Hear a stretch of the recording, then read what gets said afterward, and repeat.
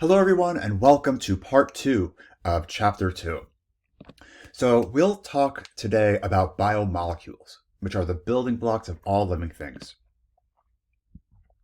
So an organic molecule is a molecule that has both carbon and hydrogen. Organic chemistry is just the study of organic molecules. So if you have carbon and hydrogen, that means you are organic. And there are 4 classes of organic molecules that exist in living organisms. Because they're in living organisms, we call these organic molecules biomolecules. They include carbohydrates, lipids, proteins, and nucleic acids. I'm going to recommend taking really good notes on this section.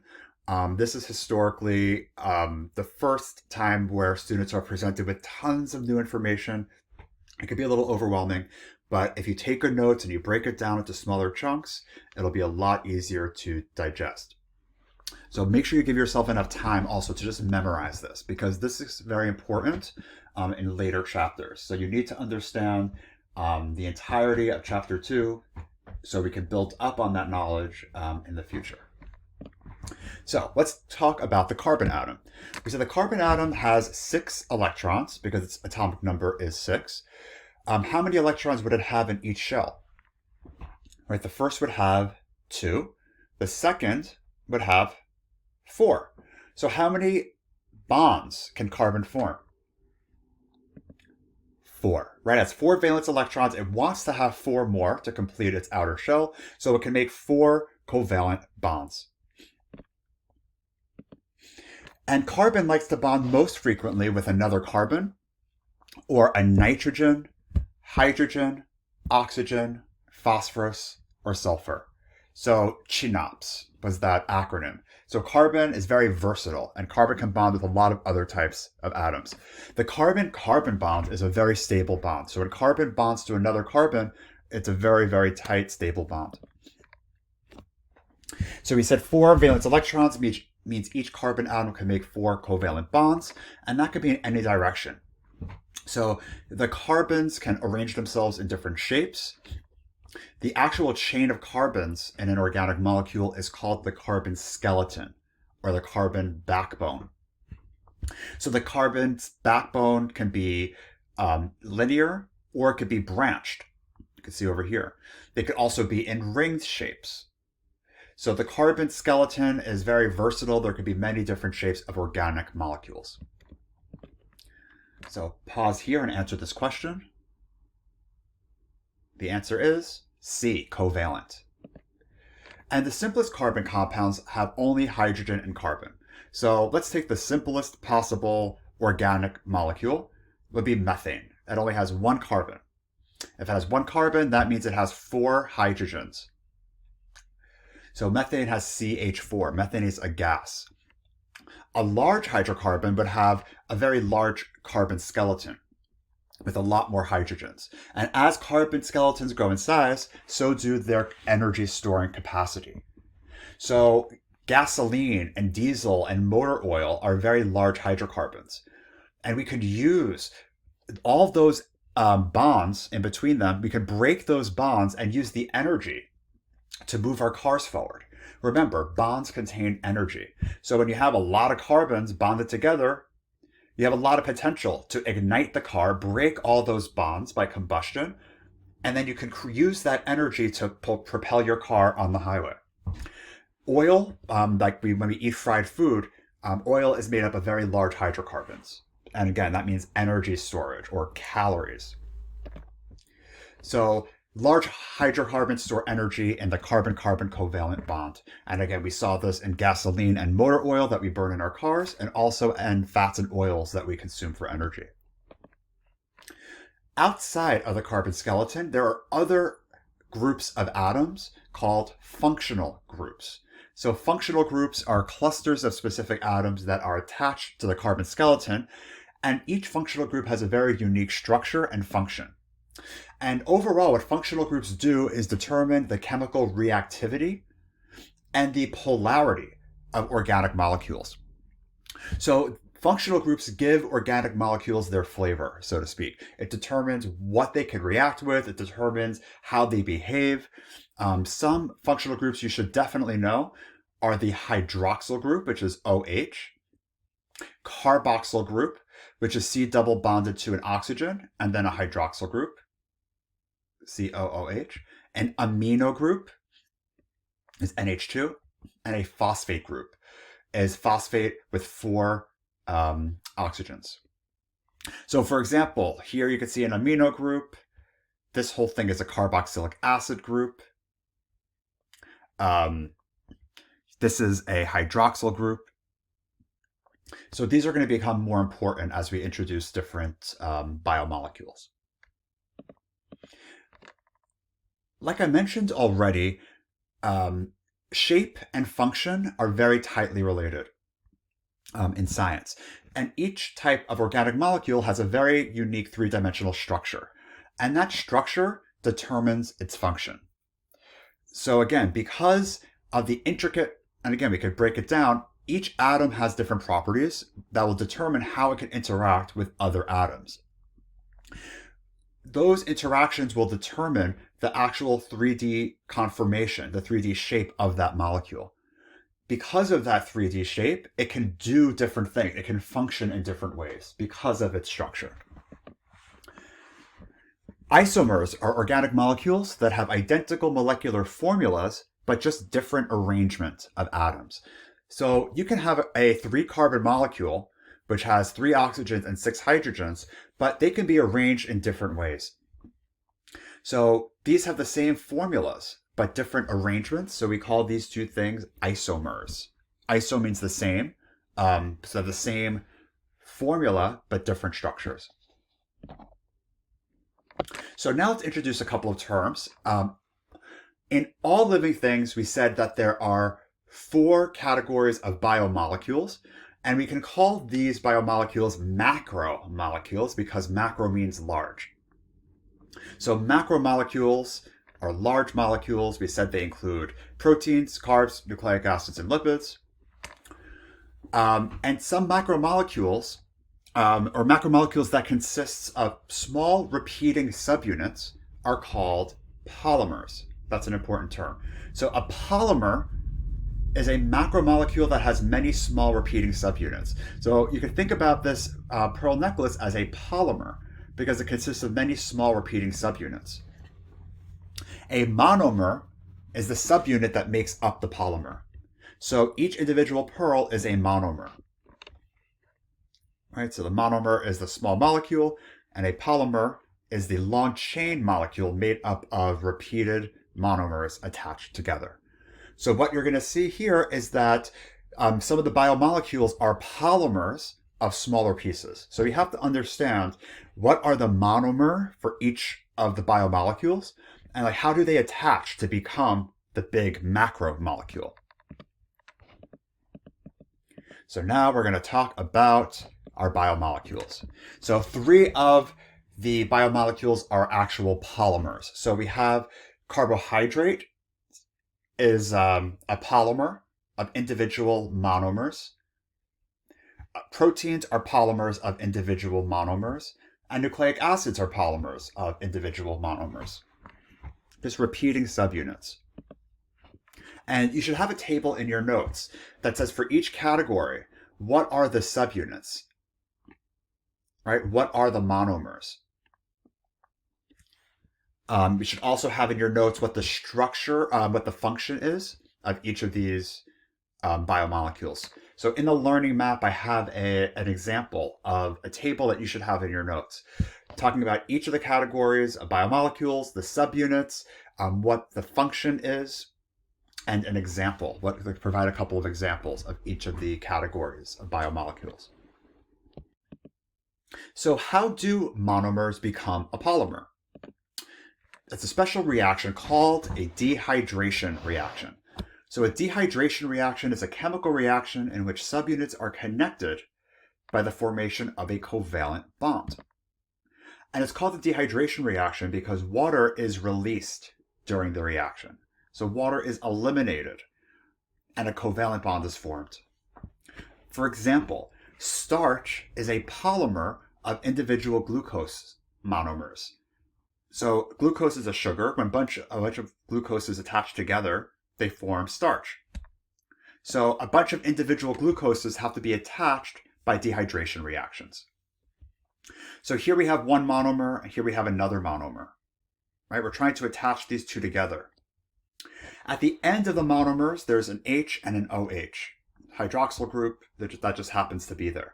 So in order to attach these two monomers, we have to remove the OH and the H as water, H2O, right? H, and O.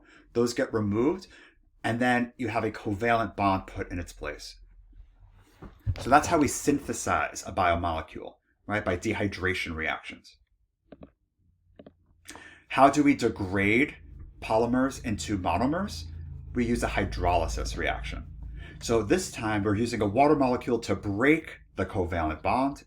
So we have two separate monomers. So this is to break down a polymer. And lysis means to break. It's a tear. So we're using water to break something. So this is like when we want to break down starch into individual sugars, we have to use water to break the bonds in starch so we have individual glucose monomers. So pause here and answer this question. So the answer is C, dehydration. So we'll talk about carbohydrates first. And carbohydrates are named because they have carbon, oxygen, and hydrogen. So carbohydrates. So it's an easy way to remember the three elements. And they're in a specific ratio. So it's 1 to 2 to 1, carbon to hydrogen to oxygen. So for every one carbon, there's two hydrogens and one oxygen. And we need carbohydrates as an immediate energy source.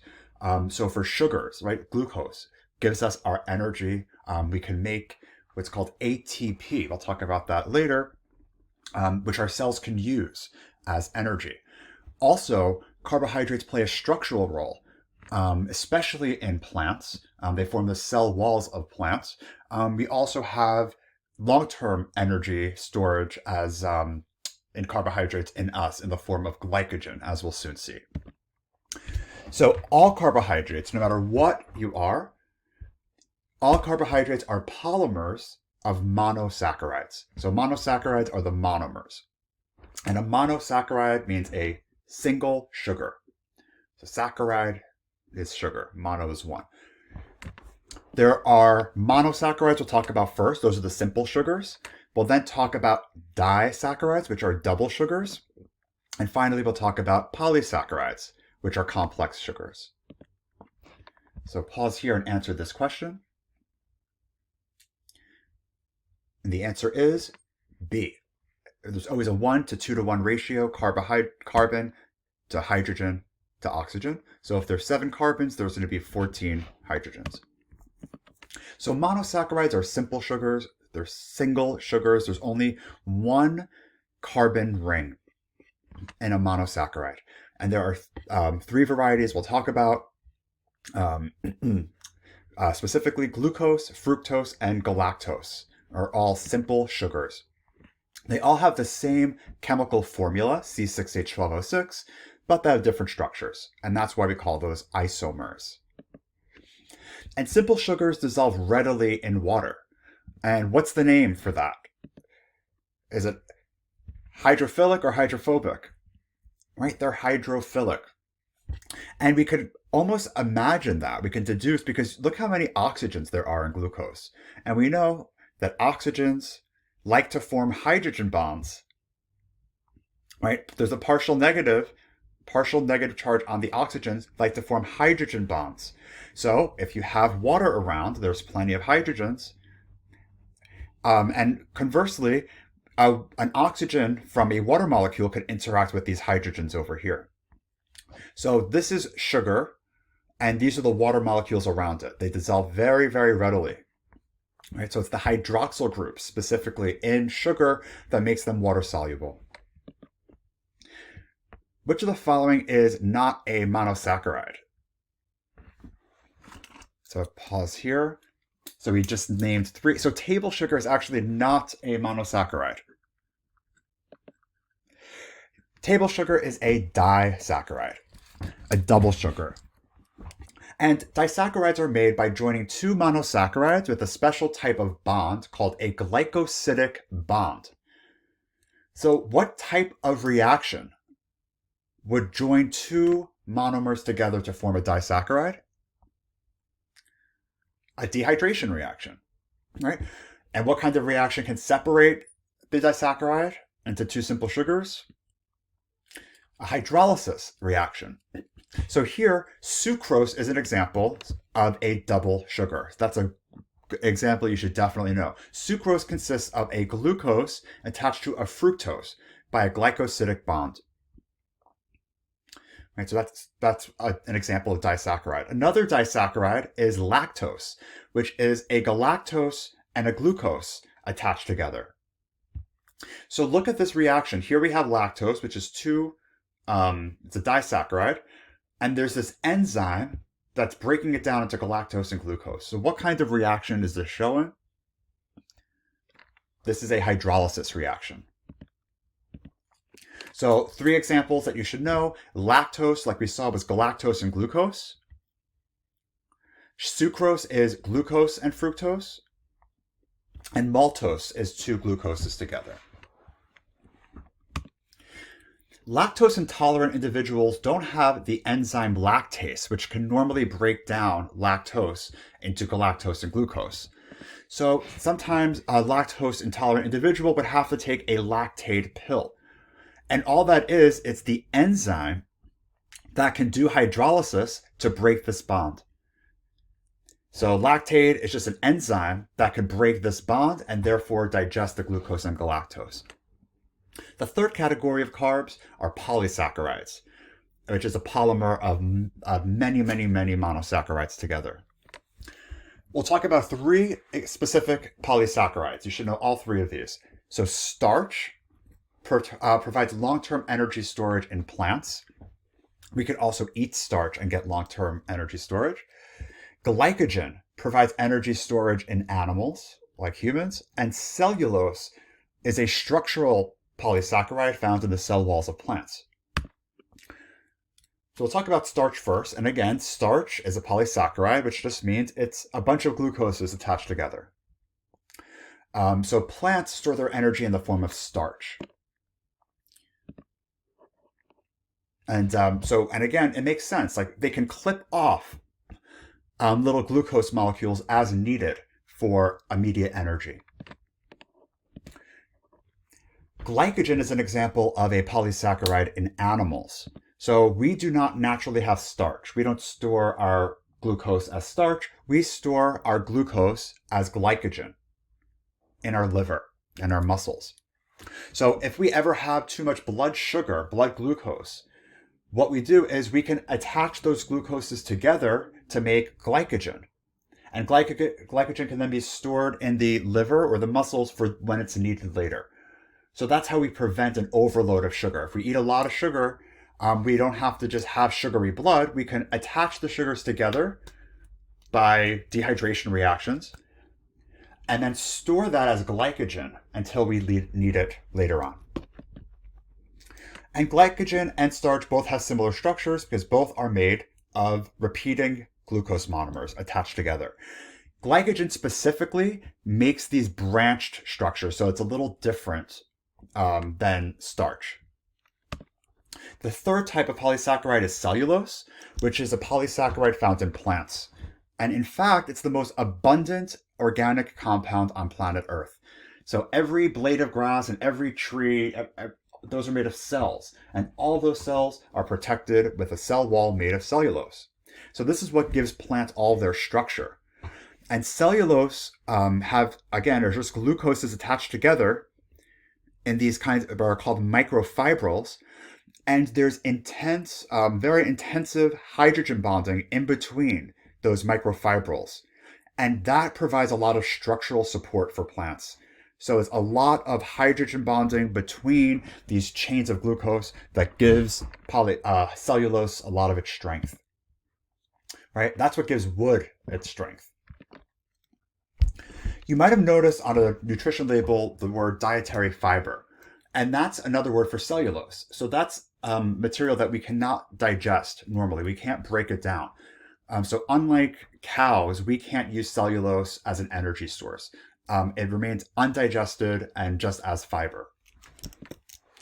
So I like this picture because it shows all three types of polysaccharides in one picture. So here we have a man who's picking potatoes, and the potatoes are starch, right? The potatoes are under the ground, and that provides the potato plant with energy. Above the ground, right, the leaves of the potato plant are made of cellulose. And the man's muscles that he's using to pick the potatoes, right, rely on glycogen as energy. So, and all those are made of glucose. So glucose takes many forms. Which of the following is stored in humans for energy? Pause here. The answer is glycogen. And just as a side point, chitin is found in the exoskeleton of a lot of insects. So that's another structural polysaccharide. Now we'll talk about lipids. So lipids are a collection of different hydrophobic molecules. So the one thing that lipids all have in common is that they are hydrophobic and they contain carbon, hydrogen, and oxygen. They're always greasy to the touch, right? So like fats and oils are all lipids. And meaning they're hydrophobic, that means that they do not dissolve in water. They fear water. Unlike the other three types of biomolecules, carbs, proteins, and nucleic acids, lipids are not built from chains of monomers. Right? Lipids have very diverse structures, and they're not just repeating subunits.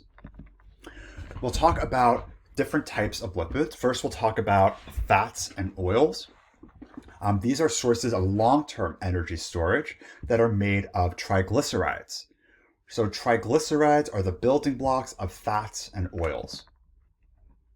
Sterols form the base of many steroid hormones that help regulate growth and development. Right? And those have a different structure altogether. They have 4 fused rings. These are also really important for cell communication. Cholesterol is actually a key part of animal cell membranes, and animal cells use cholesterol as a starting material to make other lipids like testosterone and estrogen. Phospholipids are what constitutes cell membranes. We'll talk a lot more about that in chapter 3. They're made of modified triglycerides with only 2 fatty acid tails, as we'll soon see. So let's talk about fats and oils first. We said fats and oils are made of triglycerides. And triglycerides, right? Tri means 3. So what a triglyceride is, it has 3 fatty acid molecules to a glycerol molecule. So we have 1, 2, 3 different fatty acid molecules. And a fatty acid molecule is just a hydrocarbon chain. See a bunch of carbons covalently bond with hydrogens and a carboxyl group at the end. That's a fatty acid. So a triglyceride is when you get 3 fatty acids attached to this glycerol alcohol molecule. And of course, in order to attach things, we need to do dehydration. Dehydration will link these 4 pieces into one triglyceride. This is basically a fat molecule. A triglyceride is a component of fat or oil. Remember, those fatty acids are just carbon and hydrogen chains. So all carbons of a saturated fatty acid are bonded to 4 other atoms. So fatty acids could be saturated or unsaturated, and a saturated fatty acid has carbons that are bound to 4 other atoms. They're saturated with the number of bonds they can make. And this, because they have 4 separate bonds, this makes the fatty acid have a very straight shape. And because of this straight shape, this allows these triglycerides to pack very closely together. And that could make them a solid at room temperature. They get very, very close because they're all very rigid and straight because they're saturated. An unsaturated fatty acid has at least 1 double bond, which gives the fatty acid a bent shape. And because of that bent shape, they're unable to pack as closely together. meaning that they form a liquid at room temperature. They're always fluid. They can never pack closely together, right? So the bends prevent them from packing close together. And unsaturated fats like oils are liquid at room temperature. There are finally trans fats, and that refers to when there's a double bond with two hydrogens on either side. And this is a new thing that food chemists came up with when trying to turn oils into solids. So like when trying to make margarine or shortening or peanut butter, you can add hydrogen to the oil to solidify it. But what you get is trans fats, which are very common in fast foods and fried foods, and they pose a dietary risk. So you could read a little bit more about this. You can pause here and read more about trans fats and the risks that they pose. So what makes a saturated fat saturated? Right, the answer is only single bonds between carbons and a fatty acid chain. Right. I'm going to talk really quickly about phospholipids. Phospholipids are what make up cell membranes. So every single cell in the universe has a cell membrane. And those are made of phospholipids. And a phospholipid looks awful like a triglyceride because it has fatty acid tails, but it doesn't have three, it only has two. It has two fatty acid tails, and it has a phospho, that's the phospho, because it has a special polar phosphate-containing head. So it has a glycerol attached to a phosphate, and then two nonpolar fatty acid tails. So there's a hydrophilic head that is polar, and it has two fatty acid tails that are nonpolar and hydrophobic. And we'll talk about how these arrange themselves in membranes later, but this is very important. Steroids are made of 4 fused carbon rings. And like I mentioned, cholesterol is the base steroid from which our body produces other steroids. So from cholesterol, we have enzymes that can make testosterone or estrogen or progesterone. Some lipids are also anabolic steroids. So like under the category of sterols, we can have artificial steroids that are made in a lab somewhere. And some athletes can use these synthetic steroids to build muscle very quickly. So they look a lot like testosterone, but they pose very serious health risks. You never want to mess around with hormones without the medical professional's advice. So another category of lipids are waxes. And wax has a really interesting structure. They're very long fatty acid chains connected to carbon chains that have alcohol functional groups. And waxes are all solid at room temperature, like this beeswax over here. The beeswax is what makes up the actual honeycomb. So that's a lipid, and it's waterproof. So they're solid at room temperature, and they're waterproof. Waxes also protect fruit from dehydration, from desiccation, right? So it's, overall, waxes protect us. Even our earwax, it contains cerumen, which is, it can help trap any pathogens or crawling insects and stuff. So it's protection. Again, this plum over here is protected by some wax so it doesn't dry out. So to summarize, we spoke of fats and oils that are made of triglycerides. Those are for long-term energy storage.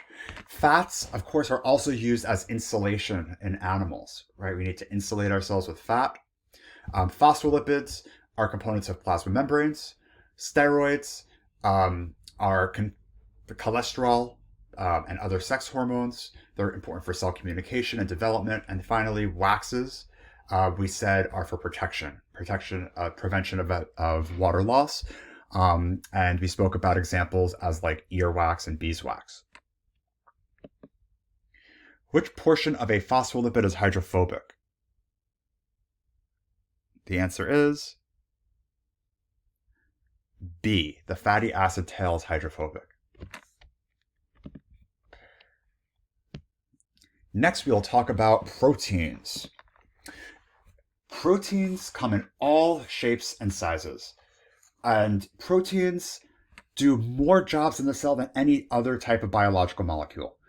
Cells produce thousands of kinds of proteins, which control all the activities of life. And if you just have one defect in one protein, you can have a very serious disease that leads to death. So these are just different shapes of proteins. And they're found in all living things, right? They have the many different structures. They can be considered the hardware of the cell, right? They do the actual work that the cell needs to do. So we think about proteins as like these foods, but proteins are really molecules. These are muscles. These are animal muscles over here, fish muscle, beef muscle, chicken muscle, that are abundant in certain proteins. But proteins in general are biomolecules.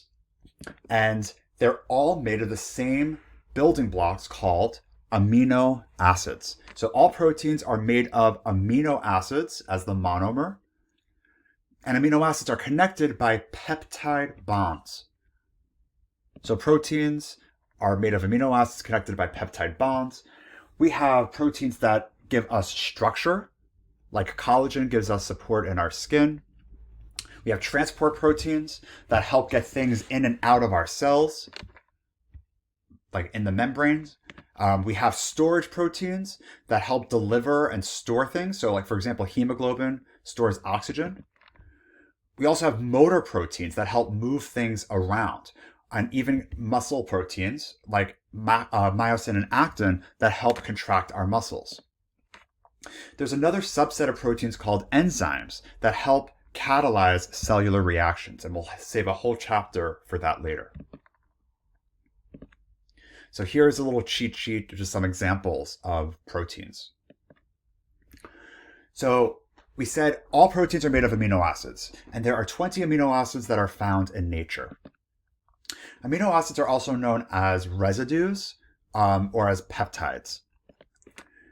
All amino acids have the same basic chemical structure, with the exception of their side chain or their R group. So all amino acids start with a carbon in the middle, and they have a little hydrogen here. And then they have an amino group and a carboxylic acid group. So again, all amino acids have a central carbon and a hydrogen, and they have an amino group and a carboxylic acid group, hence the name amino acid. All 20 amino acids have that same thing in common. However, there are 20 different R groups or side chains that give each amino acid a different characteristic. We have to abbreviate the amino end, and we have to kind of denote a start and a finish in amino acids and in proteins. We refer to the end with the amino group sticking out as the N prime end, capital N apostrophe, or the amino terminus. The other end with the carboxylic acid end is called the C prime end. And that's important to know for future chapters. Each amino acid side chain has specific properties. Side chains can be either negatively charged, they can be positively charged, they can be polar or nonpolar. So different amino acids have different flavors. And the interactions between many amino acids in a protein will determine the protein's structure. And like we keep on saying, structure determines function. So the sequence of amino acids in a protein will determine how that protein can fold into its final shape.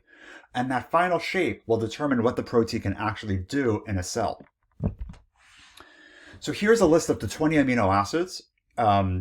Each amino acid has a 3-letter abbreviation and a 1-letter abbreviation. You can see here, these are all the non-polar hydrophobic amino acids like alanine, glycine, proline, methionine, etc. We then have negative amino acids, positive amino acids, and polar amino acids. So here is a actual diagram of all the shapes, all the molecular formulas of amino acids. And again, these are organic structures because they have carbon and hydrogen. In addition, they also have nitrogen. Some amino acids have a sulfur group as well, like cysteine and methionine. So all proteins are made up of amino acids, right? And they're joined by peptide bonds. So we have two amino acids here. What kind of reaction do we need to do in order to make a peptide bond? Dehydration, right? So we're going to remove this water, goodbye water, and in its place we're going to form a peptide bond between one carbon of one amino acid and the nitrogen of the next. And this peptide bond is a very, very strong bond. So that's how we attach amino acids to form a peptide chain. So proteins have hundreds of amino acids, up to thousands of amino acids connected by peptide bonds, right? So all these amino acids in this chain are connected by peptide bonds, and we call this a polypeptide. When the polypeptide folds into a shape, we call it a protein. There are four types of structures, four levels of structures, I should say, that proteins can make. Primary, secondary, tertiary, and quaternary. Right? These are four levels of structures, four different levels of structure, and we'll talk about each of them one by one. So the primary structure, which is one with this little degree sign, the primary structure of a protein is just the linear chain of amino acids connected by peptide bonds. So it's very simple. And the primary structure of a protein, again, can consist of hundreds to thousands of amino acids. It could be a small polypeptide as well. We always number amino acids starting at the amino end. So we can abbreviate that N prime. We number that number 1. At the end, we end with the C prime end. So now we'll start talking about the secondary structure. So what happens, let me just go back. Unlike carbohydrates, which kind of just stay in their chain, like polysaccharides, they just stay in their chain forms. Proteins keep on folding. They form a lot of interactions with each other. So the secondary structure results from hydrogen bonds between parts of the polypeptide. And these interactions fold the polypeptide chain of amino acids into coils, sheets, and loops. So secondary structures are formed when the backbone of the polypeptide interacts by hydrogen bonds. And the backbone is just the nitrogen and the carbon parts that are with peptide bonds between them. So they exclude all the side chain interactions. Secondary structures do not include any side chain interactions. There are two very common secondary structures called an alpha helix and a beta sheet. And there are also coils that form. So here's an example of, if you look closely, you could see these, or let's start over here actually. You see this is a chain of amino acids connected by peptide bonds, and there are some hydrogen bonds happening between the backbone of amino acids that are adjacent to each other. And that can cause the polypeptide to form coils or sheets. So if this is the primary structure of 8 amino acids, the backbones of those amino acids, the backbone can form secondary structures by hydrogen bonding. So an alpha helix is a very common secondary structure. A beta sheet is another secondary structure. Again, you see hydrogen bonding between the backbones of the polypeptides. Which types of bonds are most involved in a protein's primary structure? So pause here and try to answer this question. The answer is D, peptide. What about the secondary structure? So pause here. And the answer is A, hydrogen bonds are most important. The tertiary structure results from the interaction of amino acid side chains with other amino acids or with the environment. So the overall shape of a polypeptide is really from the tertiary structure. So the tertiary structure depends on the environment as well. The tertiary structure of a protein will differ if the environment is hydrophobic or hydrophilic. And there are many different types of bonds. There are hydrogen bonds and covalent bonds and ionic bonds that can happen between amino acids in the tertiary structure that allow very specific 3D shapes. So when we talk about different very specific shapes and structures, that's because of the hydrogen of the tertiary structure. So I like this image is good because it shows all different kinds of interactions that can happen. You can have hydrogen bonds from between two side chains. You can have hydrophobic interactions, meaning two fatty amino acids might want to cluster together. Maybe there's a positively charged amino acid here and a negatively charged amino acid over here that could form an ionic bond.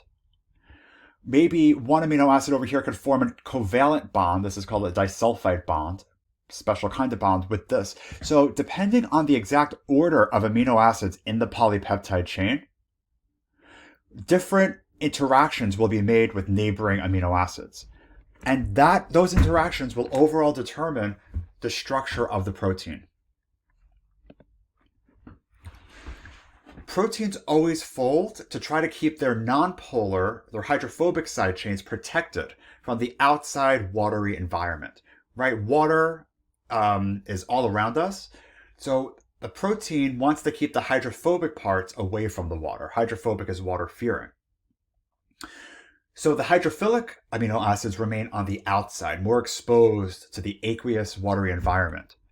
So what kind of bonds would the hydrophilic amino acids make with the watery environment on the outside? Hydrogen bonds, right? So if we have this kind of unfolded polypeptide, where the polar side chains are in blue and the nonpolar side chains are in green, when you put this in a watery solution, it will automatically fold so that all of the green nonpolar hydrophobic amino acids are buried in the middle, to form a core, and all of the hydrophilic polar side chains are on the outside, so they can make hydrogen bonds with the watery environment. So just to make an overview, right, we said interactions between amino acids determine how the polypeptide will fold. And the protein conformation refers to the protein's specific shape based on this folding. So what you can imagine is that polar amino acid side chains can make hydrogen bonds with other polar amino acids. Negative side chains, right, like a negatively charged aspartic acid can make an ionic bond with a positively charged arginine. Or maybe two positively charged amino acids will repel each other, right, and cause those amino acids to move farther apart. You can also have two nonpolar amino acids interacting by hydrophobic forces that keep them closer together. So overall, again, depending on the sequence of amino acids within a protein, you're going to have different types of interactions, right? Different kinds of bonds form. And then depending on those interactions, you'll have different shapes because amino acids will be pulled in different directions. And structure determines function. Of course, any amino acid can form hydrogen bonds with another and with the environment. So which types of bonds are most involved in the tertiary structure of a protein? The answer is D, all of the above.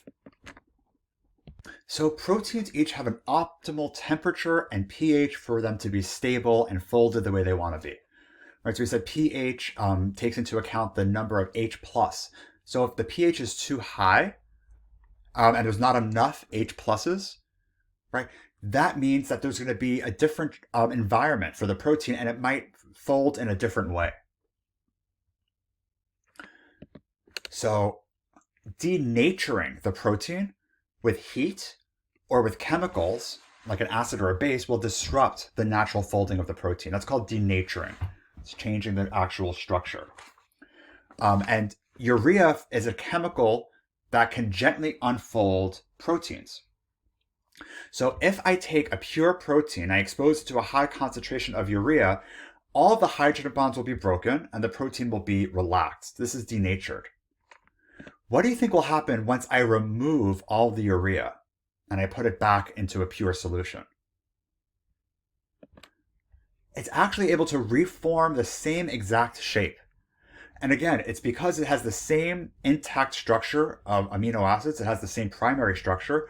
Every amino acid will then find its partner, will find where it can bind and interact and fold exactly the same way. So the original conformation of protein will reform if you remove a gentle chemical that was denaturing the protein. But denaturing can also be permanent. So if you have an active protein and expose it to very high heat, it's possible to permanently break it where it can never reform the protein again. So for example, an egg, as it cooks, the heat disrupts the hydrogen bonds. So the proteins will unfold and then clump, and they will form this white solid. And you can never get a hard-cooked egg to become back into the liquidy albumin protein, right? There's no way to uncook an egg. You can't renature some proteins. And like I mentioned time and time again, the sequence of amino acids determines the precise conformation a protein must have in order to function.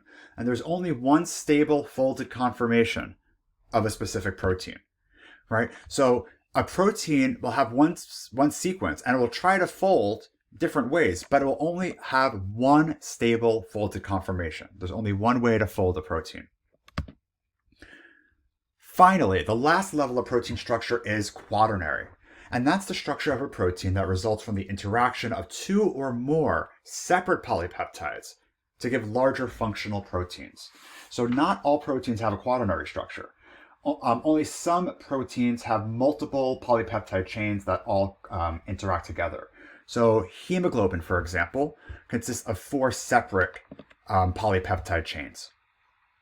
So here's the overview. We said primary structure is the linear sequence of amino acids. This is determined by genetic code, and we'll talk more about that soon. The secondary structures with hydrogen bonding between amino acids that cause the polypeptides to have alpha helices or beta sheets. Tertiary structure are the interactions of amino acid chains with water, all the covalent and ionic bonds between the side chains of amino acids, and this will determine the overall 3D shape of the protein. Finally, quaternary structure of some proteins is when 2 or more folded polypeptides interact. So let's take a first look at mutations. And a single amino acid change in a protein can have major consequences. And I want to illustrate this with the example of sickle cell anemia. So hemoglobin is a quaternary protein made up of 4 subunits twisted together, each of which has a heme group that can hold onto an oxygen. So each hemoglobin normally looks like this, and red blood cells are packed with hemoglobin. And if hemoglobin is normal, then you're going to have normal red blood cells that look like these donut shaped. They're donut shaped so they can squeeze through capillaries and they can get to everywhere and deliver oxygen. Sickle cell anemia is a disorder that results from a mutated hemoglobin protein. It turns out that one of the 574 something amino acids just gets switched. The 6th amino acid in hemoglobin just gets switched to a different amino acid. That's it. Because of that one little switch in one amino acid, it causes all the hemoglobins to form chains. When hemoglobin forms chains, that means the red blood cells form these sickled shapes, and they can't get through the little capillaries. They get stuck. And that causes anemia, which is insufficient delivery of oxygen. So again, because of one little amino acid being switched in just one of the tens of thousands of proteins in your body, your entire body can be affected permanently. So protein structure has drastic consequences for human health. I could say from experience, that's what I started my career in, was studying protein structure to help understand how to design drugs and medications to help block those functions. And I'll talk a lot more about that in another slide. Chaperone proteins, I just wanted to briefly mention, are special proteins that help other proteins fold into their normal shapes. And defects in chaperone proteins may now play a role in a lot of human diseases like Alzheimer's disease and also cystic fibrosis. So chaperone proteins, again, they basically supervise proteins to make sure they fold properly. A prion is a misfolded protein that have been implicated in a group of fatal brain diseases. So a prion is almost like a contagious protein structure, like a contagious tertiary structure that causes other proteins to misfold. This is what causes some encephalopathies like mad cow disease. So it's called TSCs, transmissible spongiform encephalopathies, like mad cow disease is caused by prions. Some practices like eating the brain of cattle transmitted the cattle disease to humans. We can visualize protein structure using many different softwares, and the techniques used to do it are called X-ray crystallography or cryo-electron microscopy. So you can make proteins form a crystal structure, and then you can bombard them with X-rays to deduce the actual shape of proteins. And that, again, is very important to understanding how we can prevent proteins from misfolding, or how we can prevent bad proteins from being overactive. So let's take a second to watch this video together. Proteins carry out the labor in our cells, so we really need to know what they do and how they work. The key to proteins is their shape, because that dictates their function. They can take many different shapes. Scientists call these folds. Unfolded, a protein is a long string of amino acids. There are 20 different amino acids, and each one of them has its own chemical behaviors. When a protein folds up, you get a long, tangled piece of spaghetti with all these different chemical functionalities on it. It's not exactly like spaghetti because its 3D shape evolved over billions of years to do very specific jobs. If you can understand the minute details of the structure of proteins, not only do you get insights into their function, you might be able to change that function. So, researchers have been trying for many years to solve the protein folding problem. Can we just look at the sequence of amino acids and predict how a protein is going to fold? You could take the amino acid sequence, plug it into a computer, and see if your algorithms are good enough to make sense of how it might fold. You can use X-ray crystallography or other techniques to image a protein structure, but that hasn't been done for very many kinds of proteins. A couple of decades ago, folks asked a separate question. Could all the genome sequence data, the 3 billion letters in our genome, and the billions in all the other genomes out there, could they scan that code, which is separate from the amino acid code of proteins, and learn anything about how proteins might fold? The DNA in our genes codes for RNA, which is translated into proteins. So there's a relationship between the 4-letter DNA code and the 20-letter amino acid sequences of proteins. Because a protein wraps around in many different twists and turns, the 6th amino acid in that chain might end up next to the 18th amino acid. If they end up next to each other, researchers realized there might be an interaction between the pair that is critical to the shape of the protein and therefore its function. If that's true, then a mutation in the DNA that changes one of the amino acids must be accompanied by another mutation to the other member of the pair to preserve the interaction. In essence, they co-evolve. Well, if you can log maybe 100 or more of those cases of close-by neighbors in 3D space based on looking at many genome sequences, then you can plug that into your folding program. Now that it has all these tight constraints, it gives a much better chance of getting a really accurate structure. And it works. The upshot is scientists can fold lots of proteins that they never could before. That's important because it will give new insights into how those proteins work. Beyond that, researchers have been steadily improving the ability of computers to model the shape of proteins, and this now enables them to design their own proteins, making things never seen before in nature. The most obvious application is medicine. They can target very specific parts of the flu virus with a special built protein, enabling a vaccine that works across flu strains. They've designed proteins that naturally assemble into tiny cages that can deliver different molecules in the body. Or new materials, like engineered surfaces that self-assemble, could be used in solar cells and electronic devices. You can go in 1,000 different directions.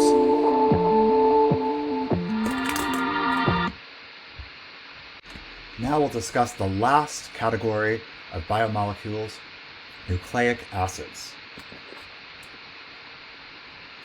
So nucleic acids, you've definitely heard of one of them called DNA, deoxyribonucleic acid, which makes up our genes. Right? So nucleic acids encode genetic information. Right? So DNA is deoxyribonucleic acid. So DNA is the language of all of our genes. Nucleic acids are polymers of nucleotides. So a nucleotide is a monomer of nucleic acids. Each nucleotide contains 3 components, and you must know these components. Each nucleotide has a phosphate group, has a nitrogenous base. It's just a base that contains nitrogen, not to be confused with a base and an acid, totally separate. And every nucleotide has a sugar. So every nucleotide, every building block of DNA has a phosphate group, a sugar, and a base. So in the case of DNA, the sugar is always called a deoxyribose sugar. So DNA nucleotides have deoxyribose sugars, and that's why it's called deoxyribonucleic acid. Right, so this is, and then we have this base over here. There's one of 4 different bases that can be on a nucleotide. You can have adenine, and notice all of these are just carbons, hydrogens, and nitrogens. You can have an adenine, you can have a guanine, a thymine, or a cytosine. So you have to know these 4 bases. Right, so again, I'm just going to show you this picture again. This base can be an adenine, thymine, cytosine, or a guanine. In the case of DNA, this is a deoxyribose sugar. So the 4 letters of DNA bases, A for adenine, T for thymine, C for cytosine, G for guanine, make up the language of genetic instructions. So these letters, just like we have 26 letters in the alphabet that determine our words, we have 4 letters that determine our words of genes. So every gene has all of these letters in them of A's, T's, C's, and G's. And it's the sequence of those nucleotides that will determine the instructions. Nucleotides, just like proteins and carbohydrates, link together to form chains. So nucleotides join long polymers as strands. We call those strands. The sugar and the phosphate of each nucleotide form the backbone of each DNA strand. So you can see the backbone is sugar, phosphate, sugar, phosphate, sugar, phosphate. The bases, the nitrogenous bases, stick out, almost like the steps in a ladder. Right, so this is one strand of DNA. So this is one nucleotide attached to another nucleotide, attached to another nucleotide, attached to another. So these 5 nucleotides are all attached by a special covalent bond called a phosphodiester bond. You'll never really see a single strand of DNA because 2 strands of DNA join together to form a double helix. That's where DNA is most stable. And the strand is held together by hydrogen bonds that happen between the bases. So the 2 strands of DNA are not physically attached. They're weakly, well, not very, each individual bond is weak, but together it's a very stable and tight attraction between the adjacent bases. So we said within one nucleotide, they was attached to form DNA strands, but 2 strands come together and they twist around, forming a double helix. So DNA likes to be a double helix. Which component of a nucleotide is not included in the backbone?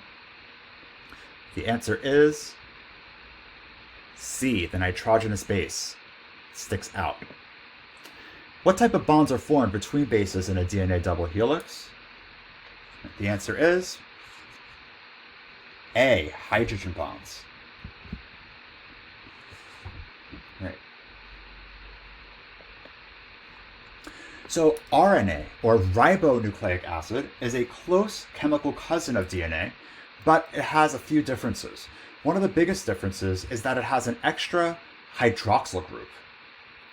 So note, DNA does not have this oxygen here, and that's why it's called deoxyribose, because it doesn't have that oxygen.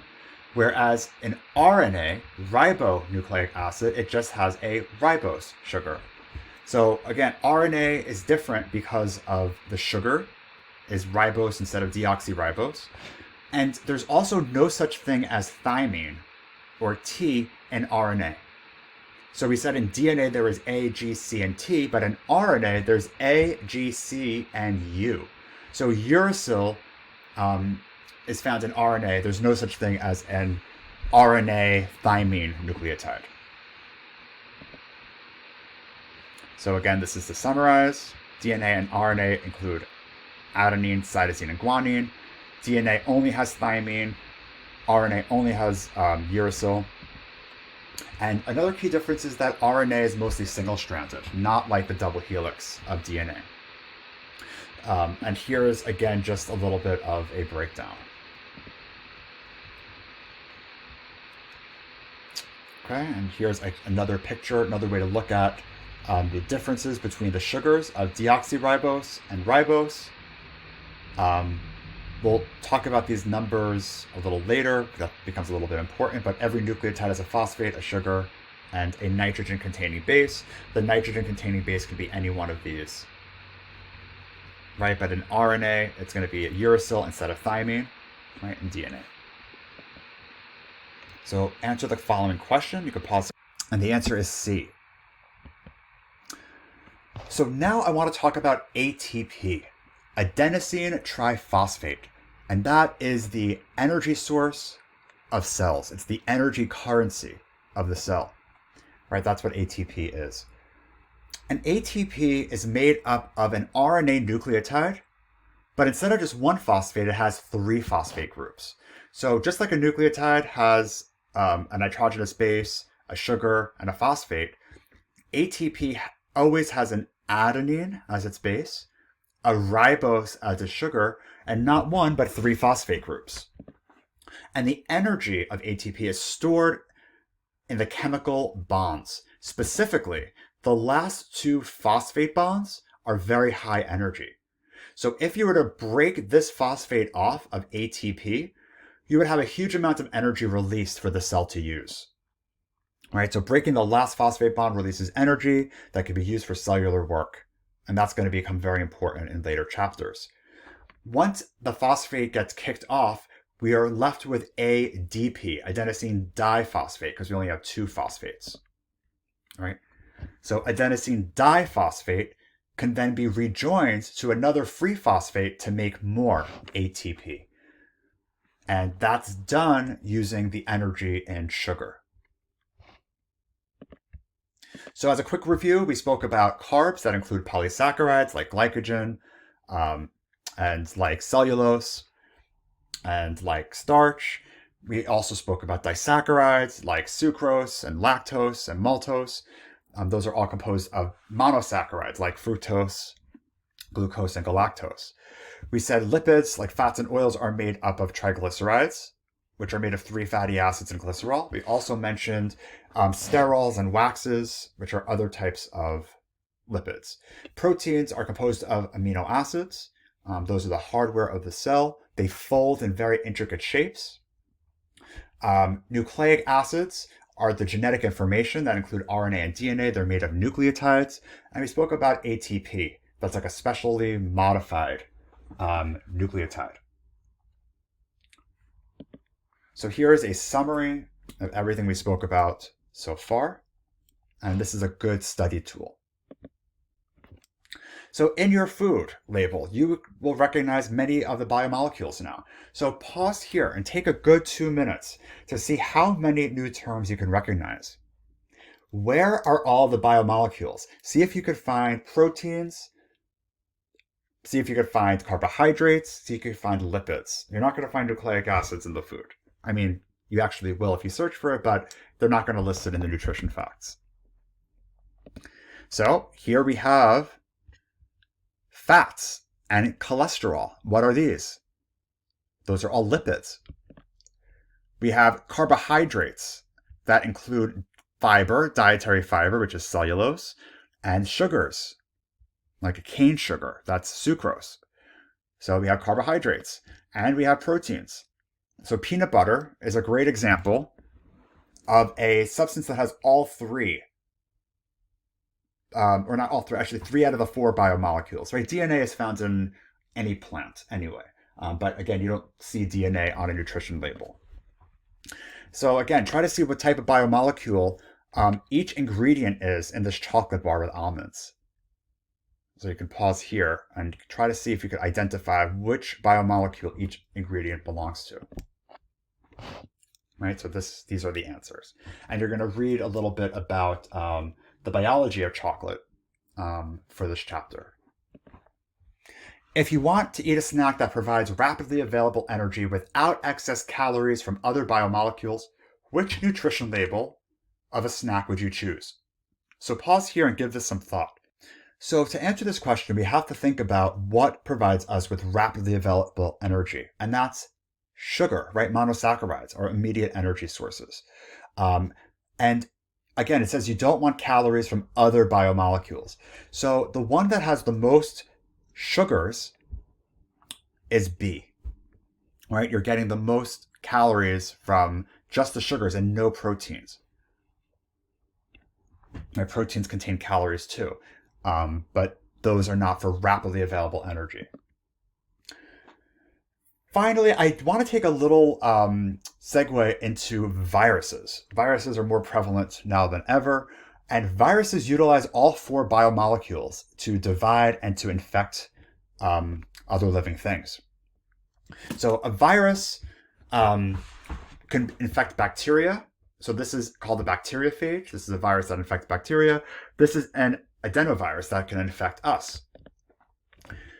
And proteins are found in viruses because those make up the special coating of the virus. Nucleic acids are found in viruses because the viral genomes are made of DNA or RNA. Viruses have carbohydrates. They have special carbohydrates called glycosylation patterns that help trick our immune system into ignoring them. So when viruses are decorated with different carbohydrates, our bodies kind of ignore them sometimes. And that's what allows them to get inside of us and infect. And finally, many viruses are protected with an envelope made of lipids. So viruses have all 4 biomolecules, right? They're associated with a number of plant, animal, and human diseases, and they can only reproduce using the metabolic machinery of the host cell, right? So viruses themselves are not made of cells. And they can have a DNA genome or an RNA genome. And these weren't discovered until we didn't really know what they looked like until we invented what's called the electron microscope. We'll talk about that soon. And that allowed us to actually see what a virus looks like. So are viruses alive? So pause here and really give it some thought. Are viruses alive, given what we learned in chapter 1?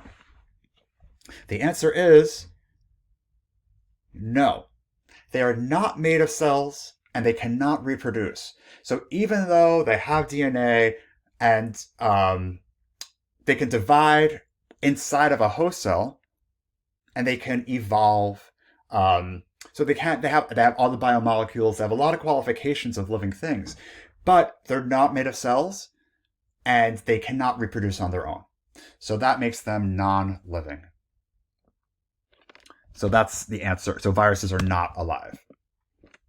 So to conclude, we spoke about atoms at first. We said atoms consist of particles of positively charged protons, neutrally charged neutrons, and negatively charged electrons. Atoms are joined together by chemical bonds, right, to form molecules, right? And we said those bonds can be ionic, they can be covalent. If they're covalent, they could be either polar in which their electrons are shared unequally, or nonpolar, which is equal sharing of electrons, and that just depends on the electronegativity of the atoms. The final category of chemical bonds are hydrogen bonds, which are weak interactions between a partially positive hydrogen and a partially negative atom. We finally spoke about the chemistry of water, and then we said molecules that have carbon and hydrogen are organic. We mentioned 4 categories of biomolecules: carbohydrates, nucleic acids, proteins, and lipids. So that marks the end of this chapter. So please review this thoroughly. This requires a lot of study time. Test yourself and study with a friend. It always makes it easier. So until next time, have a great day.